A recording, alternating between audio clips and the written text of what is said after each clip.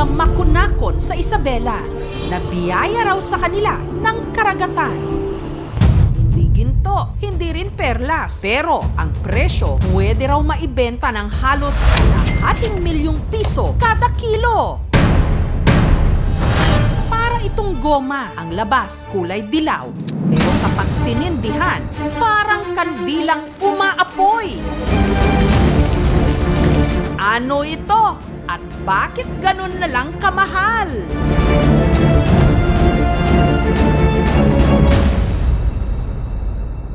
Ang barangay Kagawad na tawagin na lang nating Jane, wala raw kamalay-malay na posibleng may mataas pala itong halaga. Kaya nung una, ginawa na lang nilang floor wax.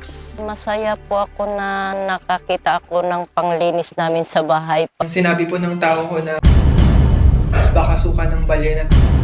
Bali nakarinig